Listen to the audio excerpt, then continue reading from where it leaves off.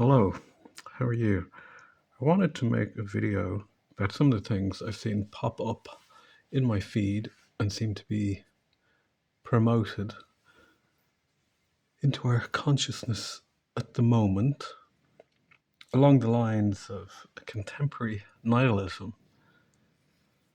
So I typed into Google nihilism symbol. I wondered if there was any popular symbol in the popular culture at the moment, and we got these varieties. No consensus, of course. No consensus at the nihilism meetup group. Reddit has this reversed red N,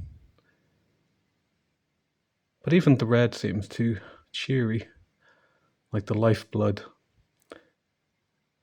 But I thought it could be improved if we added some ducks, some laughing ducks.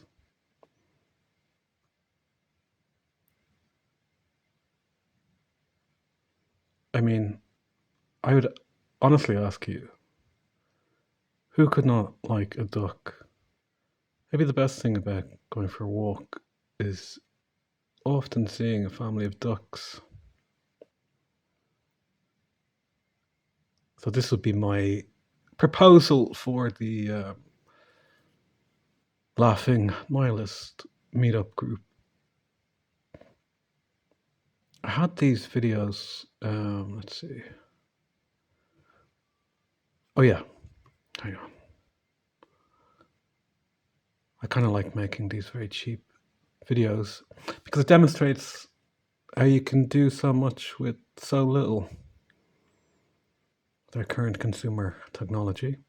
Okay, here's a video from Chris Williamson, who has 4.29 million subscribers.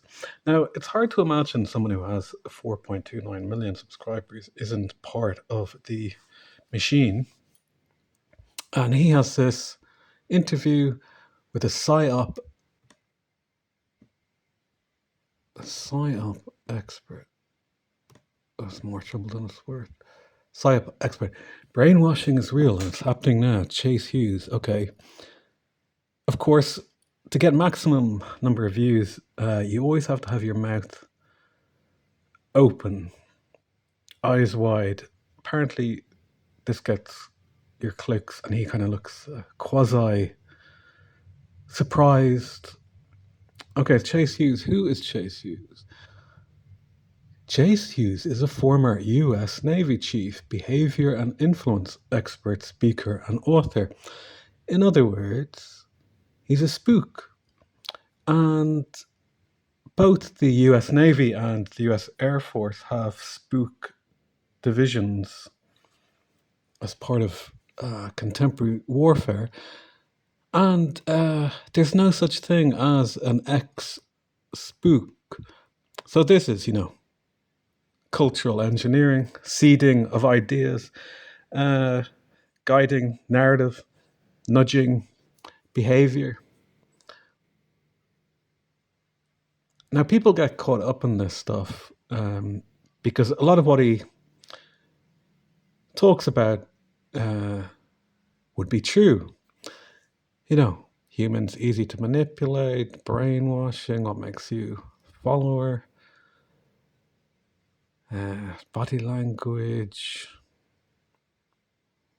etc. So all of these things would be largely true. So it gives you that initial instinct that you're getting some kind of disclosure.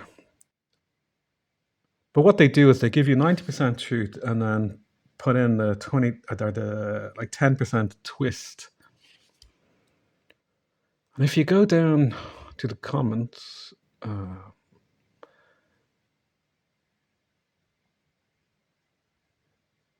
this comment was very good by Charles Miller. Living through largest scale psychological warfare operation in human history, and it's being conducted by our own social systems against basic human emotional needs. And the casualty count is so massive that we've normalized mass emotional death as adulting. Makes a very good point. Um,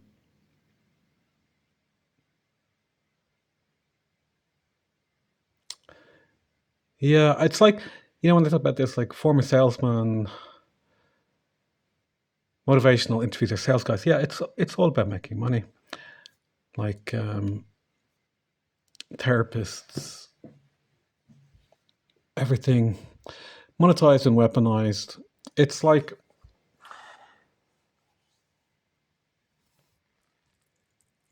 it's just that we live in a different technological era, um, and in recent years, we've gone from passively watching TV to being able to, click on whatever I want. Look, I have the freedom to watch this, or I could watch about Antarctica. There's Tucker Carlson, so it's all a kind of false choice. But all these are owned systems. Like we live in a weird moment where you can watch a free documentary about William Cooper there, endless documentaries and interviews about psychopaths, sociopaths, and narcissists. But 100 years ago, you had Krishnamurti telling us, nobody wants to be well adjusted to an insane society as people were moved into the cities and the motor car replaced the horse and the radio began to replace the community of church or whatever, and then TV and satellites and then internet. The internet offering us this web that appeared to liberate us from when we had our dial-up modems in the 90s, and then we realized it's been ensnaring us all along and using us as a resource, as Facebook was originally another intelligence product, product and project, LifeLog. So, with all of these things from like Facebook to the smartphone, if you said to people in the 90s, we want to introduce these systems of surveillance, monitoring, and control, the society would reject them. But because they're offered to us as consumer products, we see them as an advance and everybody falls into line. Um, because, God forbid you're the weirdo not included in the group chat because you still own a 2G phone, which I like to point out to people that the 2G phone signal will still be working for several more years in Ireland, and it depends where you're living. Um, and then this you can buy like 4G, 5G phones that have all the tech distractions taken out. Anyway, that's another side topic. So our consciousness is becoming ensnared in this unreality, and just what's being promoted to us at the moment is stuff like this. The supposedly ex spooks giving us a debriefing on how the CIA and friends have been creating this kind of pseudo reality, which is kind of like a demoralization project, which can be understood as helping to move the culture forward, where they want the curious to view the world through this particular prism. And then I had this channel pop up, which is this Nordic lady, kind of talking about people, finding meaning in their life. But this title made me laugh, really. Millennials, Gen Z, and Gen X will die the most horrific deaths in modern history. And you have to really laugh looking at the comments. I will point out, I mean, it's a smaller channel, um, and she seems to have found that kind of niche in talking to people who are lonely and isolated and offering some advice. But the thing with these Nordic people is, they never look very happy, do they?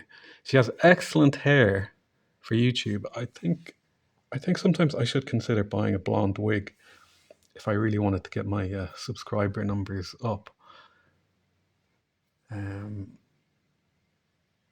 yeah, but they never look very happy. These Nordics or Germanics. It's such a different kind of culture. Anyway, having a look at some of these comments, yeah, it's unfortunate humanity ruled by psychos. That's a shame. Dying without having lived. Yeah, exactly. I'd be 63, which is why, Pink Floyd is always so popular for particular generations. It's sort of mournful melancholy. On my last day, I will recite my death poem. Rather melodramatic. Nobody knows when your final day or moment will come. We're all passing through this world.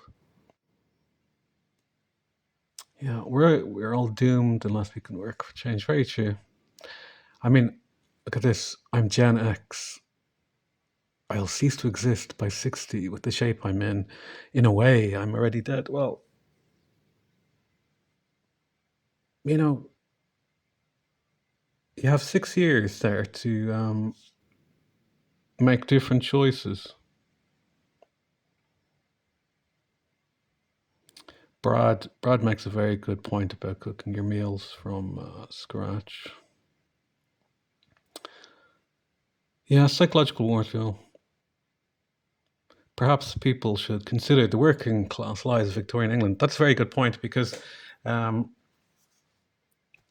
I often think how incredibly easy modern life is. Yes, we have all kinds of economic problems, social problems, housing problems. Future looks bleak for younger generations as they won't experience the same kind of luxurious wealth as the boomers found themselves in from being born after World War II. But the ability to go into the local supermarket and buy a frozen ice cream is something that a medieval king couldn't have imagined. And then the technology has progressed so much that we don't even have to leave our house and have someone from the third world come and bring us chips and pizzas and burgers. Um, and it's that decadence helps to create a sense of meaninglessness. And it's very strange because for a young person, you have the money to live in that immediate decadence of sensation and temporary pleasures of vaping and eating and drinking. But people think, oh, well, there's no point saving money to buy a car or buy a house, but I might as well just spend like 500 quid on Taylor Swift or something. You know, that sense of not believing in the future creates this sort of nihilism.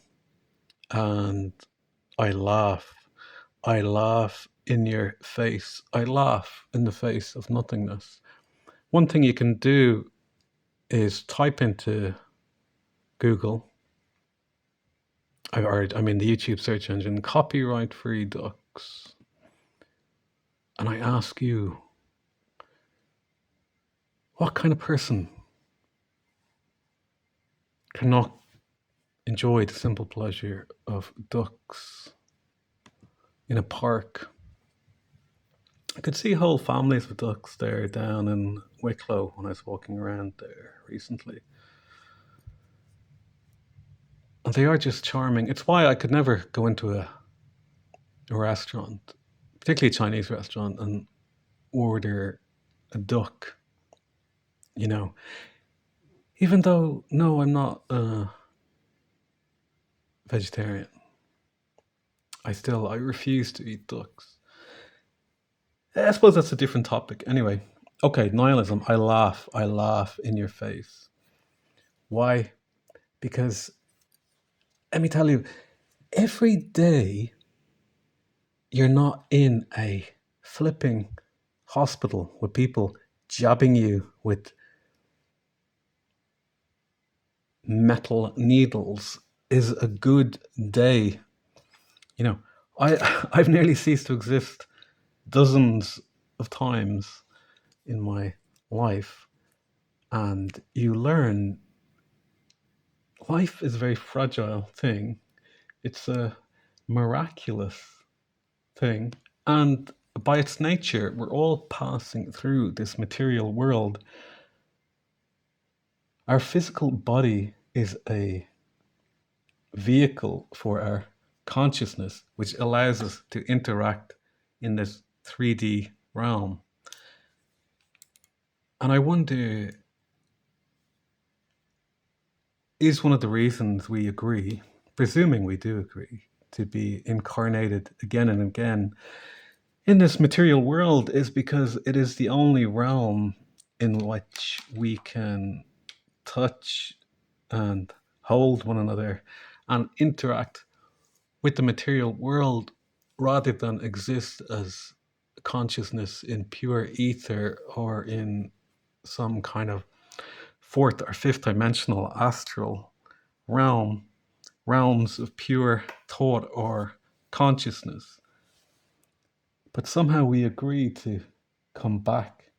And some people interpret this life as, oh, we're all just meat suits, or as William Burroughs would say, a soft machine,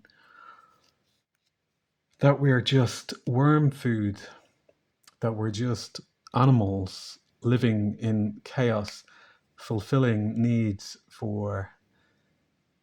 uh, needs and desires for food, shelter, and mating and reproduction. So all those natural cycles are going on, but we're clearly not animals because we can observe animals. Animals live completely within the dream of this material world. But we have a mind that's capable of pondering our position in the universe and a mind that's aware of its own death. It makes a big difference because our mind thus can go into loops of doom and anxiety that robs the magical joy of being present, because our presence is the greatest present waiting to be opened in this world.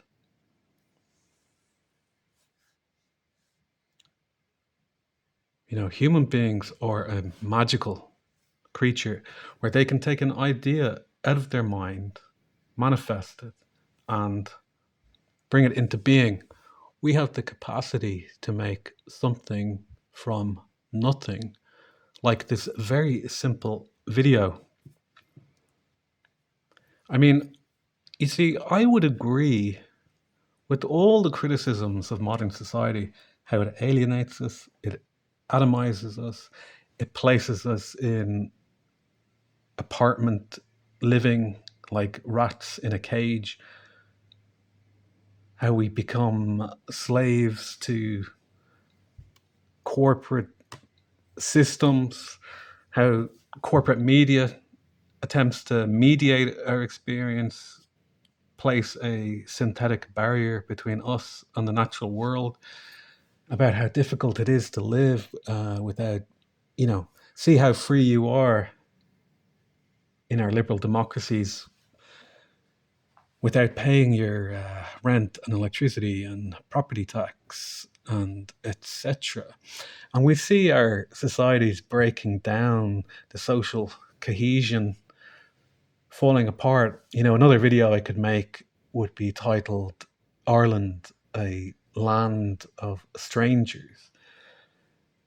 Like when I was walking around Wicklow, There was only one other person, an Irish lady, who said hello to me as I passed by. Everyone else were mostly foreign um, migrants or foreign European and American tourists. And you can see these people really don't know how to interact with strangers. Like, I had to get a taxi, and there was these Americans standing there, and I was saying, "Oh, where are you heading?" And they looked at me like I was going to mug them. And then I suppose, because wherever they come from in America, it's just not normal to talk to a stranger because you would assume somebody is trying to scam you or rob you, steal from you. Um, I was sitting in a lobby, and these other Americans came in, and they asked this really camp guy who was walking back and forth in the lobby. I think he was like maybe like a wedding planner or something. And they said to him, is there a restaurant here in this hotel? And he said, "Oh, I don't work here." And he was so offended that someone mistake him for having such a lowly position in life as working in a hotel. Well, I was just sitting opposite from them, and I just said, "Yeah, if you just go through that door, there's a restaurant right there."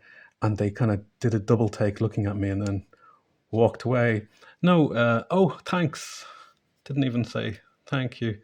I feel that's kind of social cohesion breaking down everywhere, as we have all these people from different nations, and we're all forgetting how to talk to one another because we're not sharing the same culture.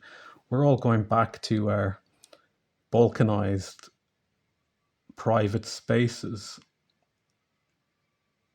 which are Chinese and Hindu and Muslim and Sikh and Christian and atheist and nihilist. And, even the pro duck people, we're all sort of forgetting how to talk to one another. And we live in this such an inhumane world. And everything looks so bleak and terrible as we're processed into this dystopian, technocratic future, this satanic, psychopathic desire to control everybody on the blockchain and to monitor everything people do, this psychopathic desire to control other people because there's no respect that the cattle have free will. It's just the doom, the doom. We're so doomed. But, as long as you're alive, as long as your mind is intact, as long as you have energy to do things, really anything is possible. And, you know, let's talk about a few options. Okay, you're spending your life watching box sets of TV series, but at the same time, you're watching all the reviewers talking about how terrible, the new Spielberg movie is, how terrible the new Rolling Stones album is, how terrible, the new Paul McCartney album is, because they're all just more wretched corporate products that use the longevity of their name recognition to sell us the latest cultural programming and propaganda. You know, so it's always easier to criticize than to create. You know, I mean, it's funny, isn't it? We're always being offered these choices. It's quite funny like that, isn't it? Like, that's almost like the left-hand path there. Warning, disturbing. Someone found this Joker in a Disney movie, and then there's your left-hand path. Right-hand path, over-dramatic parts who deserve an Oscar. I mean, it's quite funny. Um, so, you can spend your time criticizing everything, the latest Star Wars movie. It's all just trash. Uh, but you know what you could do? You could take your smartphone, which I presume you own, and you could go out to your park and film a movie with 4 or 5 friends. You could do that. You could say, "Oh, but what's the point? Nobody's going to watch it because there's a billion videos on YouTube. You know, it'll only get 100 views or 1,000 views." And like, well, so what? Does it really matter? Are you doing it for money? Is money the only motivation for doing things? Why not just wait for everything to be generative AI, where you can just sit there and say, I want a Star Wars sequel where the original cast are reunited, and you type that in as a text prompt, and then you get your 2-hour movie and you watch that. Yeah, okay. That's novelty and that's entertainment. That's not art or creation. It's what you would call variation on a theme. It's not the creation of anything new. Um, so it's like the classic saying, be the change you want to see in the world. Nobody's making a movie that you enjoy or you want to see. Well, make the movie yourself. And if only 100 people watch it and it doesn't make you any money and you don't become famous, what difference does that make? Think about it like this. Any art form you engage in means you go through a process of learning about yourself. Art offers a mode and method of self-actualization and individuation, which means breaking your consciousness from the sleeping mass of the herd of cattle, those who go along to get along as they go over the cliff into the abyss. Do you want to join them? Are you one of them?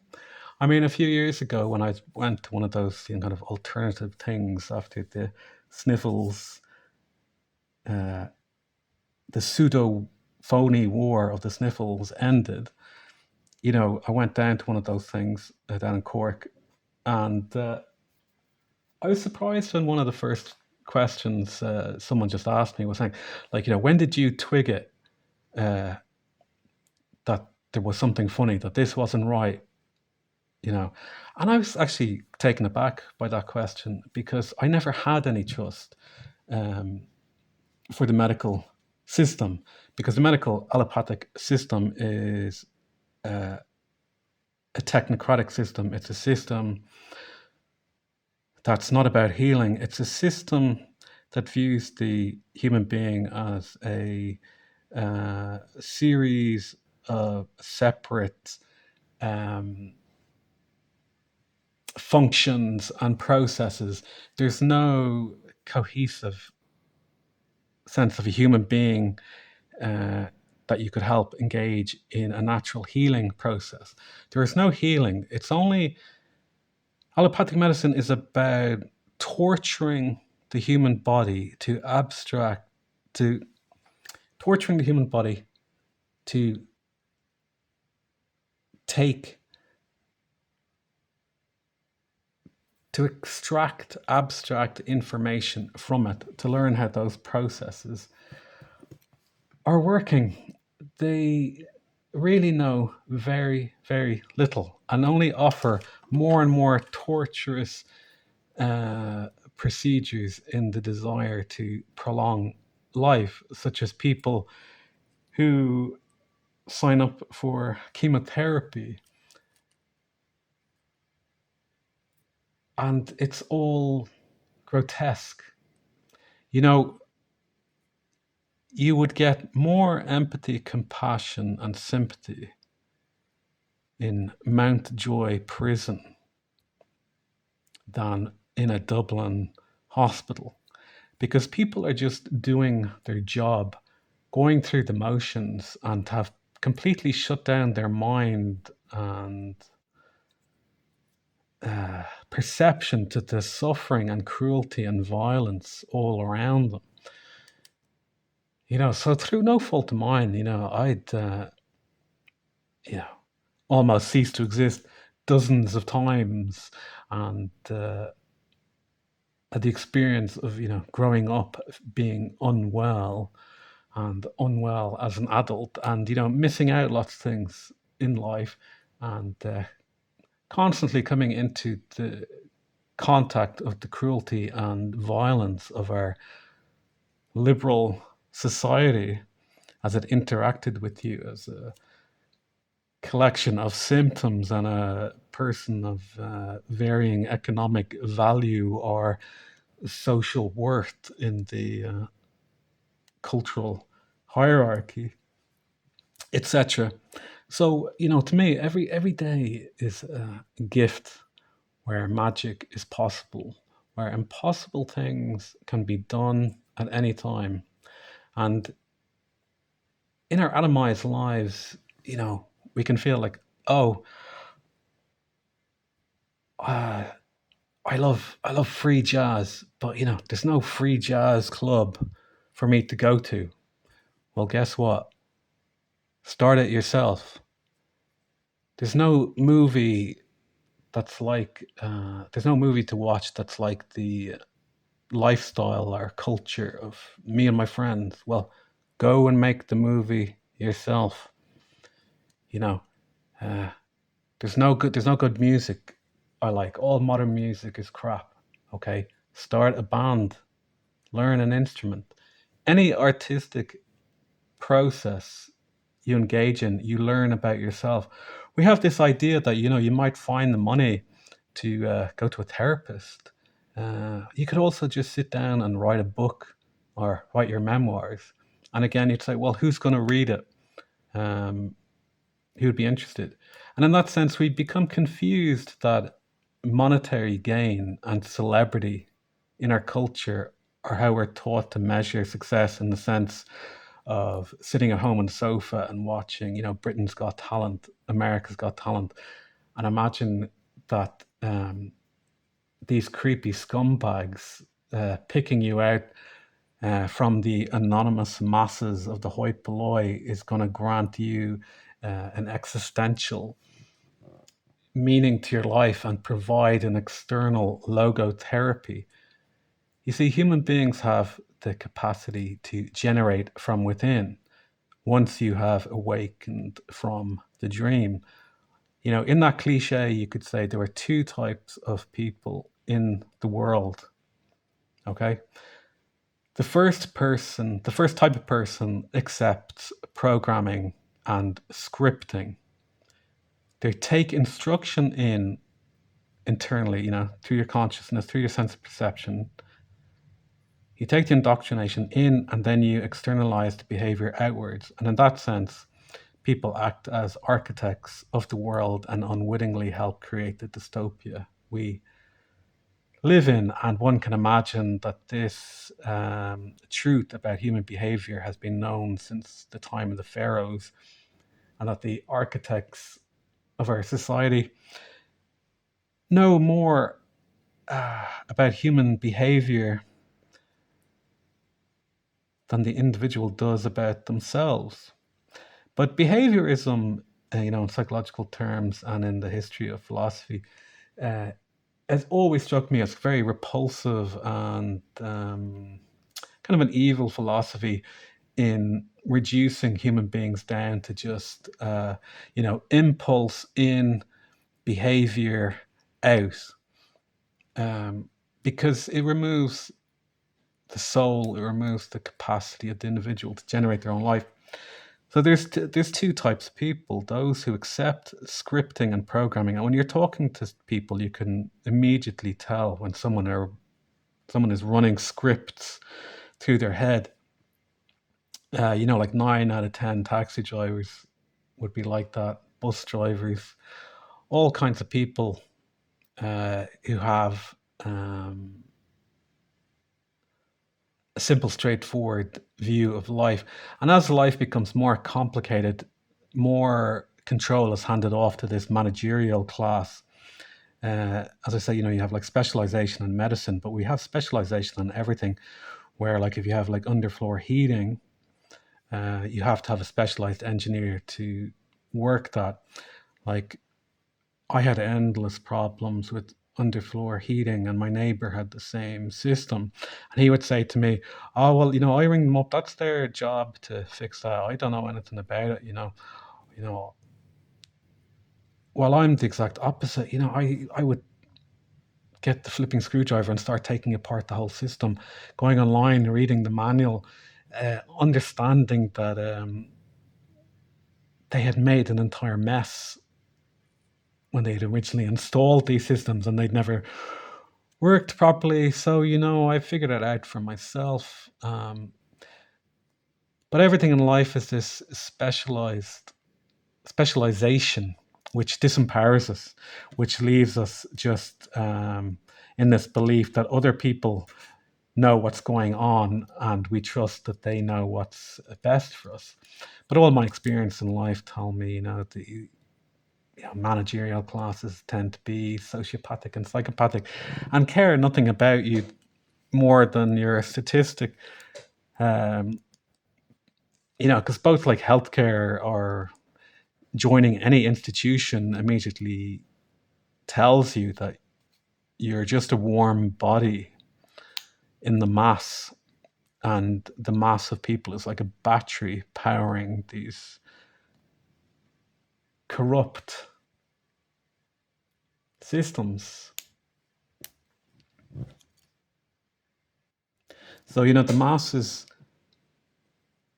give their power to government rather than God, in the sense that, Matthias Desmond talked about quite lucidly about, mass formation psychosis and, as a descriptor in some sense of what happens to the masses. But it's all that belief that there's someone out there in a position of power that cares whether you live or die when they truly don't. And that's the biggest lie of left wing and socialist politics, whose power is in numbers, but they care nothing for you as an individual. It's only the power of your warm body added to the mass, like the conscripted soldier instructed to run towards the machine gun post. You could say human consciousness has been deeply traumatized since the First World War. It's hard to conceive how those things happened. And then we see, so many things seem mysterious to the curiously minded when they look back at history. But then when we look back at the sniffles and look back at what's happening in the Ukraine, um, we see nothing is learned by the masses because the masses are running scripts. And it's only the few people who stop to question, and those are the people the masses will always want to crucify because it hurts their ego. You can see that when you get into arguments with people in comment sections on YouTube and in forums, that people get upset when you offer an opinion that threatens their accepted worldview, even to the extent of just talking about a band or a film.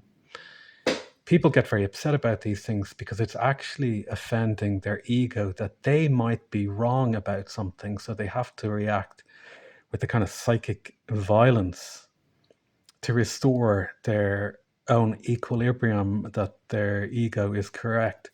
You could say the ego is the natural barrier that keeps the midwit in its self-created prison and prism. Consciousness flows from the divine into this world and is narrowed down into a prism which gives us an individual experience that only I am having and that only you are having. We're experiencing the same reality, but we're not perceiving it in the same way. The brain is more like some kind of radio antenna, picking things up from the ether and the astral and the environment all around us. But it's like the true generative force is the portal of the heart. I think the open heart is like um, a portal to God and Christ, or the divine, if you prefer. And then through that portal, it offers you the chance to use the uniqueness of your own mind as a tool, like the way you would use a computer. And the mind can always very easily run away into anxiety. And anxiety is just like a flood of thoughts and a flood of overthinking of too much information, or thinking you need more information to make a decision. And that's where you live in a state where you're not trusting your intuition. And it's where you won't go through the personal pain of integrating your shadow to see mistakes you've made and things that could be better. You know, the heart freezes in depression, and then you can go into a state of hopelessness with that and disengagement, uh, where everything turns into a black cloud and the natural green and pink light from the heart just goes black. You see a red door, you want to paint it black, etc. Okay, that's one point. Now, you can go into anger looking at injustice and dysfunction in the world, and then anger can break that ice open. But you can't stay in anger, because then, bitterness is something that corrodes the vessel carrying it. You can feel all this bitterness towards other people and situations and experiences, but it doesn't affect or change those situations or change the consciousness of the people who have done you wrong or committed crimes against you. So you can't stay in that either. That's because we fully, don't doubt that you fully have the capacity, human consciousness has the capacity to create disease in your own body from unprocessed emotions and experiences. So in some sense, like, the best thing you can do is to allow the grief and anger and pain all to fully shatter your heart, because then it reopens you to feeling. You just have to trust you will go through a natural process of feeling terrible before you feel better. But it's natural to feel those things, and it's natural to feel a full range of emotions.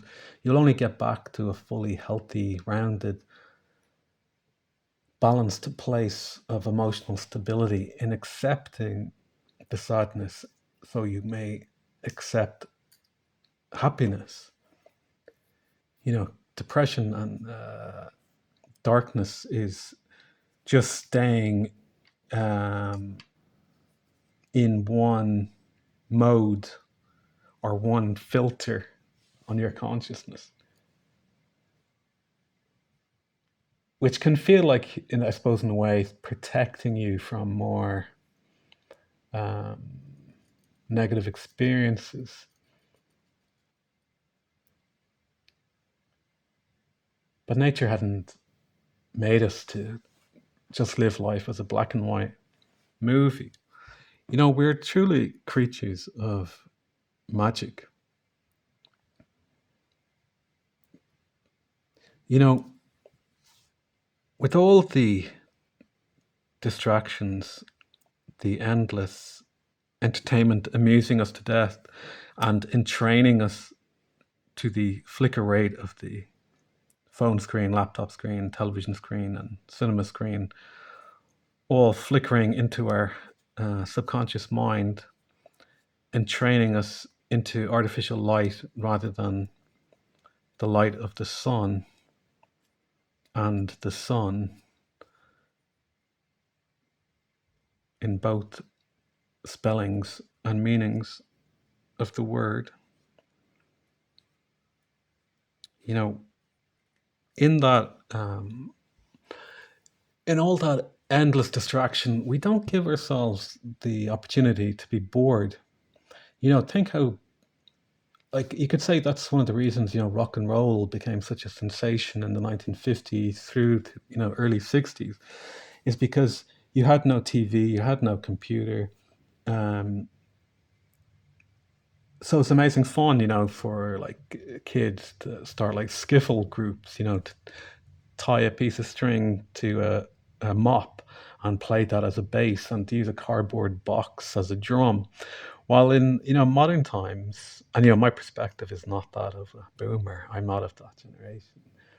Um, while modern times we can have that sense like I want to make a piece of music, but oh, I need first of all I need that like €2,000 laptop, and then I need that 500 € piece of software, and everything just has to be just right before I can do it. That's all nonsense. You know, you only own a bass that has two strings on it, and your friend only has a bass drum. So what? Use that. Start a band. Write a song. Sing a song. Go on the street. Make an album. Use what you have to hand. Everybody has these wretched smartphones. Make a video.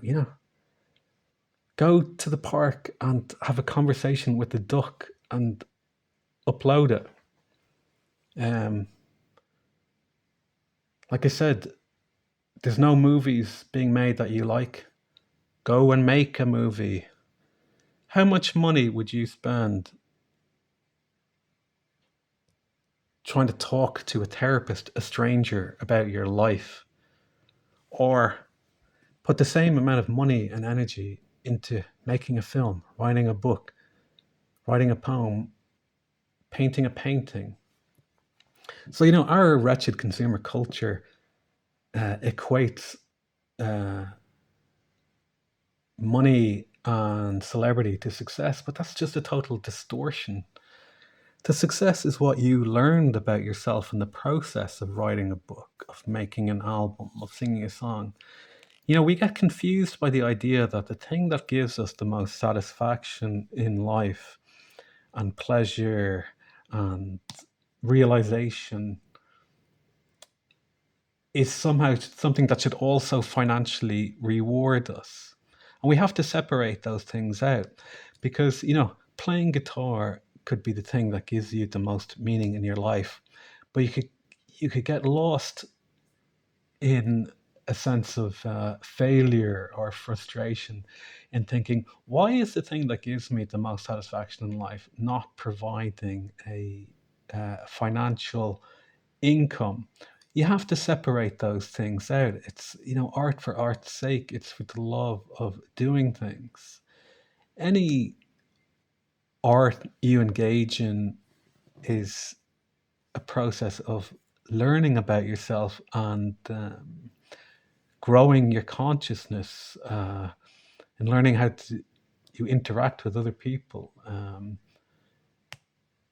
in widening your horizons, in discovering things you didn't know about yourself, in experiencing a flow state where temporality disappears as your consciousness merges with that pure, open, magical moment where you're in the presence of the divine, open, in a kind of egoless state, which isn't a drug state or an empty state. It's how like emptiness and nothingness become fulfilled with fullness, you know.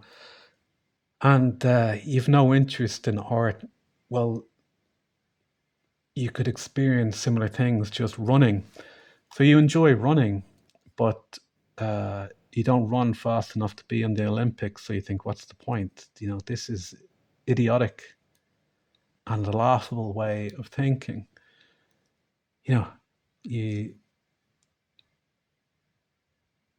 you don't enjoy music, but you like working on a car. You like knitting. You know, you're the person who knows yourself the best.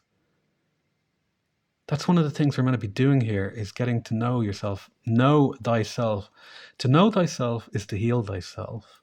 And to know thyself means you're not manipulated by all these different people giving their opinions and politics and selling you stories and narratives.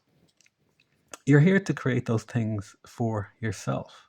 Or otherwise, you're just a puppet in the middle of the herd with your life passing away as a quiet voice within you yearns in melancholy, and the only way you know how to satiate it and calm your nervous system is by putting Pink Floyd on the stereo. So it's good to find things you enjoy and that help you calm and reset and restabilize your nervous system. Because when your nervous system comes into harmony, it's much easier then to create and go into a sense of excitement.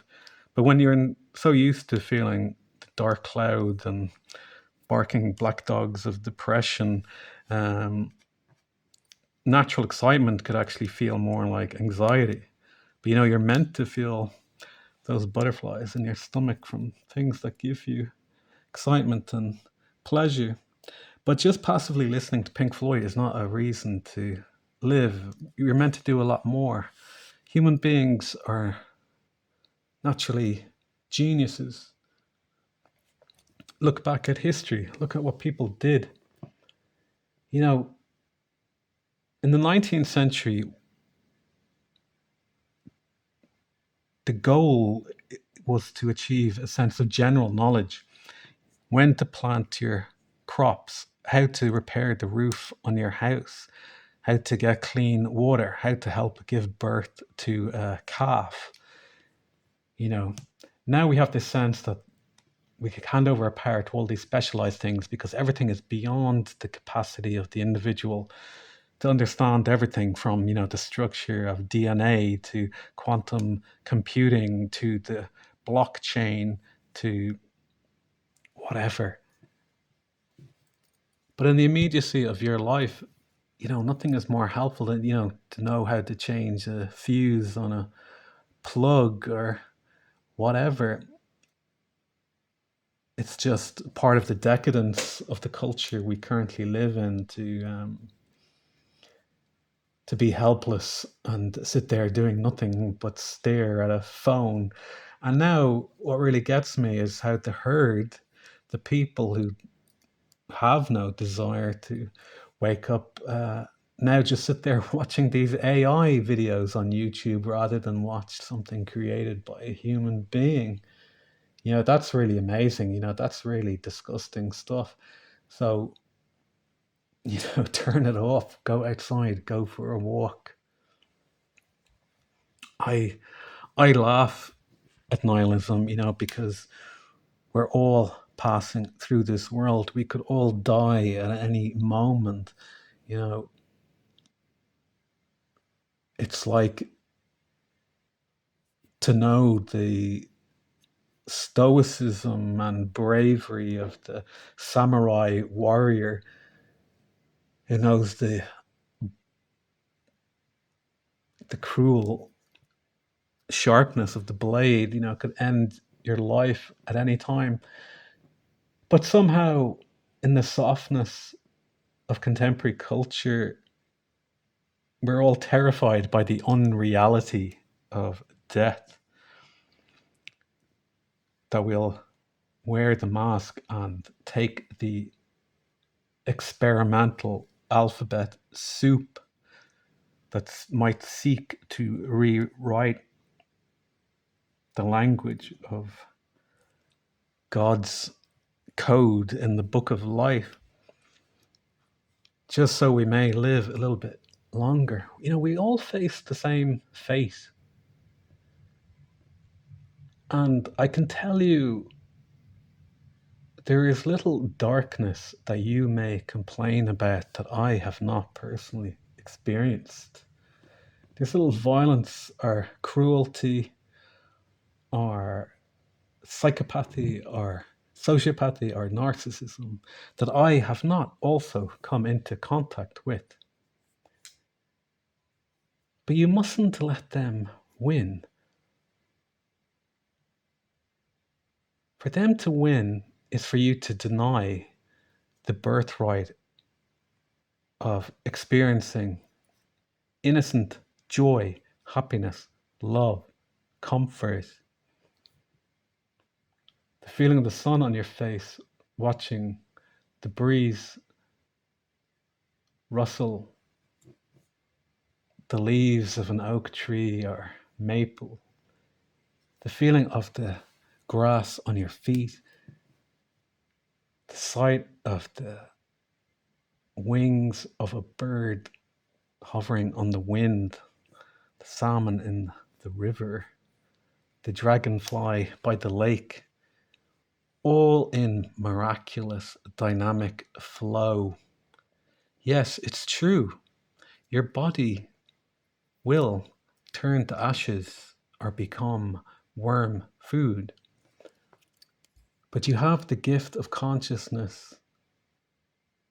You have the gift of this vehicle giving you this brief time to explore all these things and to learn about yourself.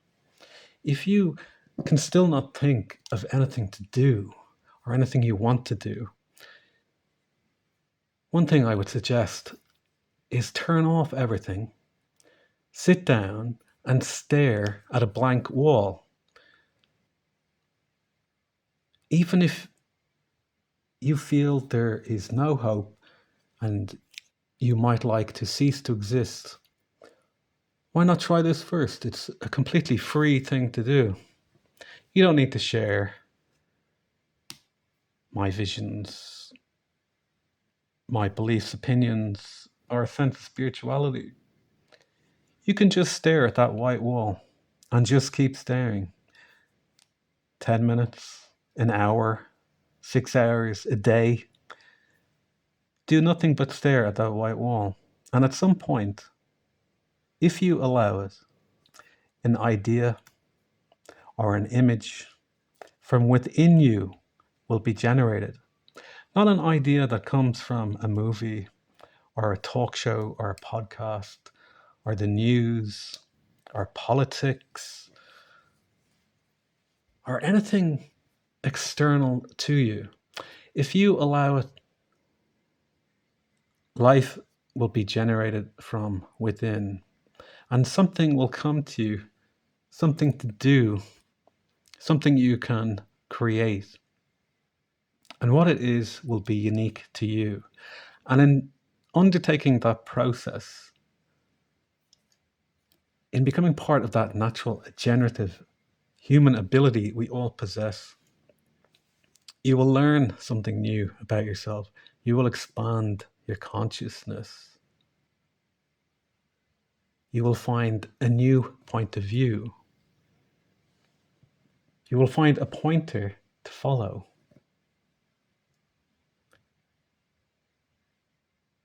And all you need to do is follow that path out of the labyrinth that is generated in your mind by the insane society and world around us. And if you want a different world, you have to start generating it yourself. You have to talk more about what you want. You need to spend more time in your life talking about what you're for rather than what you're against. We can easily make a list of the things we're against. We're against technocracy. We're against corporations owning anything. We're against globalist politicians making all our decisions. We're against experimentation on human beings.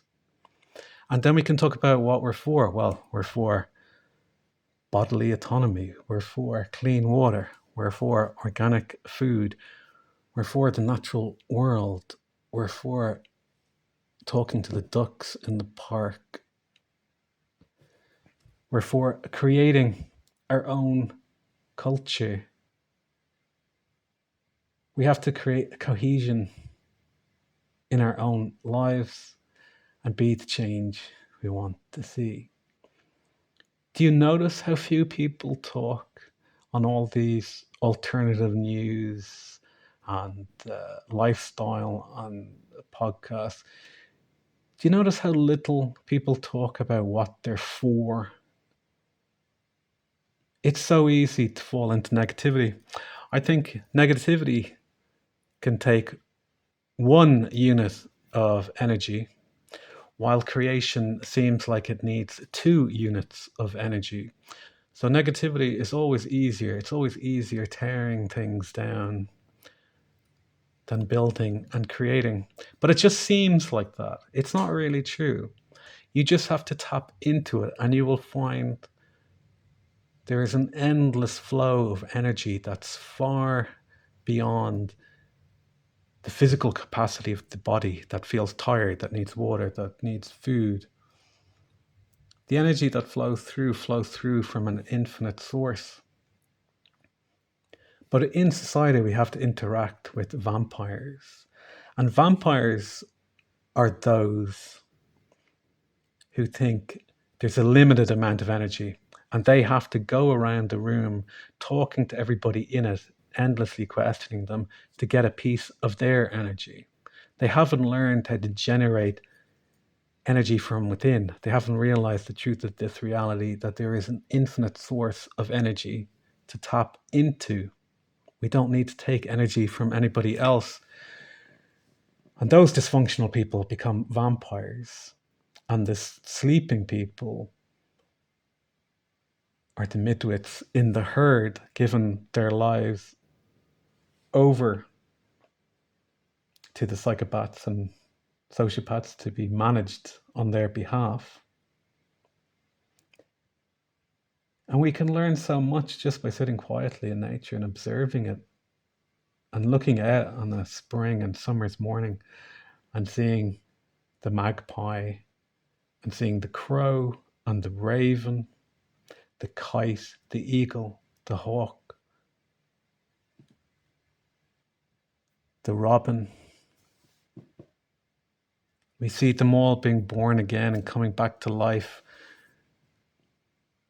in these wheels within wheels, cycles within cycles. We're all living through that one can imagine is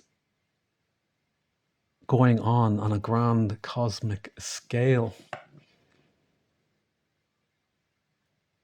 So we see all those different species of birds all live in the same environment. They're all competing over the same resources. They're all building their homes. They're all looking for the worm in the morning dew. And we're much like that as human beings as well. On the animal level, we look around and we see all the different types of people. We see the selfish people, we see the generous people, we see the vampiric people, we see the kind people, we see the stupid people, we see the intelligent people, the sociopathic, the psychopathic, the narcissistic, the saintly, the helpful. We're all in the same environment competing with one another, and one of our first processes is discerning that difference and understanding who we are. And we're going to come into contact with all these types. And the faster you learn to notice who is who, the less suffering you'll experience. To trust yourself in your intuitive heart, who to trust and when not to trust, what looks good on the surface and what has the true depth of running waters.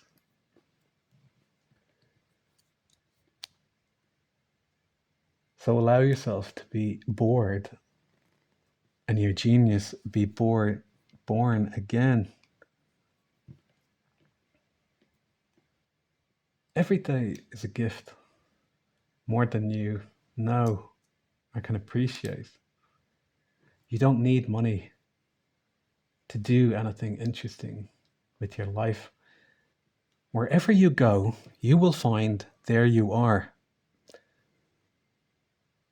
whether you're in a housing estate or whether you're in Bali. Now, Bali might be a far more harmonious place, far more beautiful place to live than a housing estate. But if you go to Bali without any sense of knowing yourself, of having achieved any equilibrium or realized your own natural gifts, what you like or what you don't like, it's really quite pointless. And you become the passive tourist on the cruise ship, on the coach, being ferried around to look at different landscapes and take your pictures. And you come home the same person and are rapidly bored again, so go back on the laptop, wondering what deal you could get to fly to Paris or Rome or Amsterdam or London or Berlin or New York for a weekend. Because there are many interesting places to go. You'll find when you get there, you have to take yourself with you. I mean, there are some people who won't even go to a concert on their own without a friend. They don't have a friend who likes the same band. Well, how could I possibly go and watch them?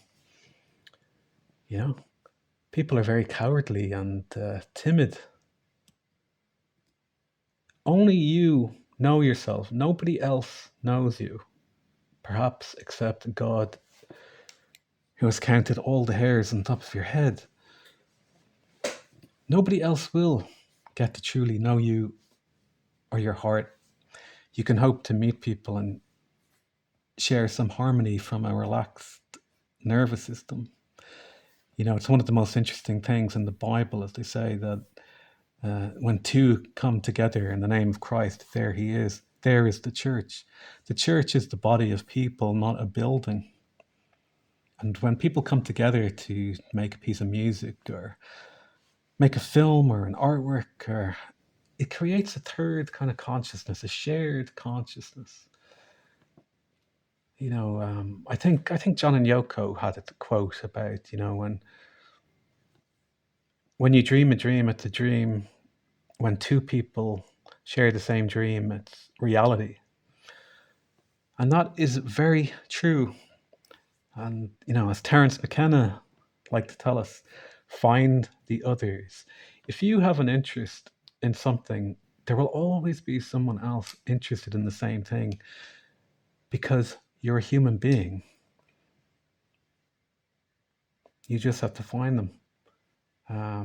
The internet is fantastic for sharing information, but we need physical, real life interaction because that is the place where magic happens, where the impossible is made possible. So I laugh. I laugh at nihilism. Nihilism is the stuckness of adolescence. It's the blockage of the natural flow of life. It's the aesthetic reaction to bad stuff. Pass through it. You must pass through that stage because you're just wasting your time. People, I mean, midwits love to use the term randos. It's one of those words that pops up occasionally out of the collective online world. And people love to talk about randos. Because why would I listen to the opinion of a rando? Because you think, well, if they're just offering their opinion and they're just like me, you know, what qualifications do they have? Do they have a PhD behind their name? You know, why would I be interested in what they have to say? Because we're all a fragment of God's consciousness, experiencing and sharing this material world as we pass through it. And we're all on a unique journey that is to be shared collectively. The point is not to be the same as everybody else, because surely all you're doing is guaranteeing that you're delaying your own individuation and process of awakening, and you're just guaranteeing that you will have to come by this way again and again and again until you remember who you are. If there is one purpose in this life experience, it is to remember who you are and why you came here, because you're guaranteed to be coming back again and to do it all again until you experience so much pain that it forces an alchemical process to awaken within you. So there are pleasurable ways to wake up and there are painful ways to wake up. And we can see on a societal and social level, the majority of people have chosen a painful way to wake up, and they are like the people who will only awake when the sunlight is flowing through the broken bunker in Berlin, and they realize they had made the most grotesque mistake of all, in that accepting an external ideology within themselves and then projecting that ideology upon the natural world outside of themselves. They have been living in a psychopathic fantasy. And that is what those people are who follow mainstream politics and mainstream culture. They're looking out at something that is ideology. And what ideology as a projection upon the natural world is, it is something that always leads to more suffering, because they are systems that deny natural law and attempt to change who and what we are as beings and creatures of the organic earth, as organic vessels for an immortal, divine soul. All ideologies prove themselves to be wrong on a long enough timeline. If you were born in 1920s Russia, which was the Soviet Union, you had to wait until 1990 to become free from that ideology. Your whole life wasted within a cruel, vicious, anti-human system. And we see anti-human systems being built and in the process of being built and making claims upon our body and soul all around us in our contemporary culture. But you are still always free. You're always ultimately free because you always have the choice of how you react to your life, your circumstances, and how you react to your death. That is always within your power. And those are things that always come down to you on your own. For we are all on our own within our consciousness and body. But we have to reach out to create what we want to see. To sit around and bitch and moan and point out all the bad stuff is pointless, because you will find you are just merely becoming part of a dialectic. And if you're part of a dialectic in politics or culture, you're being placed on a football team and you're becoming a passive observer, and your life force is being used as a battery by psychopathic architects. You are a miracle of life, and you have the capacity to create the life you want. There's nobody else like you if you will awaken to your own creative potential and possibilities that can co-create creation with the creator. You know, they say they sell this new age thinking to us, in the sense of the law of attraction, and there's truth in the law of attraction. But what the law of attraction leaves out is that we do share this space as a robin redbreast with the magpie. There are evil people around us. There are sick people around us. And you have to learn how to navigate through that. And you will come into contact with evil people in your life. And no, you didn't attract them to you. But in interacting with them, you will either crumple and fail or transcend and grow and learn more about yourself as the grit in the oyster makes the pearl. And an alchemical process is born where you grow even further into the depths of yourself that you didn't know existed when you look back on who you were 5, 10, 20 years ago. That's a natural alchemical process that exists within us and is a part of our nature.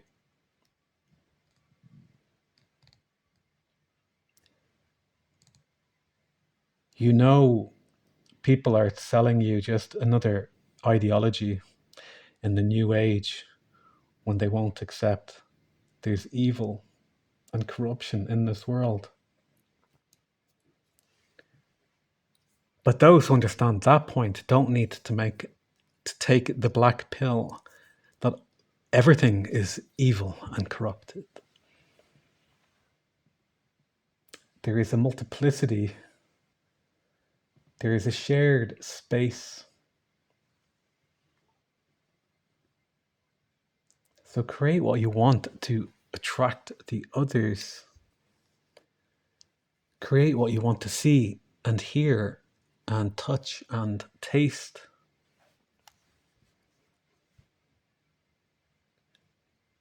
To waste your life is to be the passenger, as Iggy Pop quoted as he sang the words of Jim Morrison. Don't live your life as the passenger on a coach trip. You are a magical being, not a grey face in the crowd. A child of God, not a rando or worm food. You are not your body. You are indeed interacting in this 3D world. There is so much more you can do, experience, and give back. Just tune into the frequency of your own heart, and you will find the greatest cosmic transmitter is available. Everyone has light codes in their heart and in the contact of their eyes to share.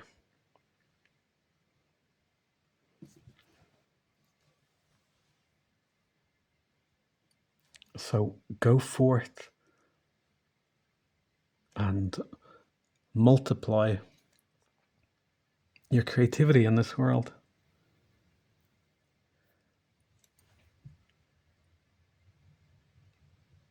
Complaining about the quality of Hollywood's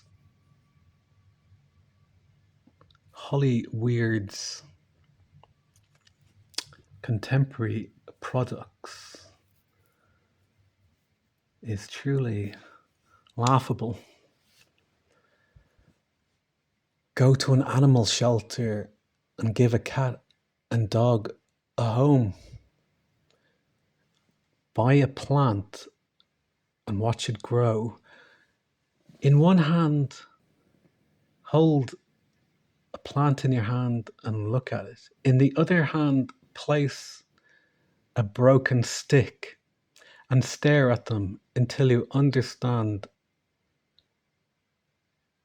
the corresponding differences between what is living and dead. Meditate on those things. Understand the life force flowing through you. Buy a plant and put it on your balcony. Grow a potato. Grow a pepper or a cucumber. Buy a lemon tree and look at it, and you will find more secrets revealed than in 1,000 books or 1,000,000 videos.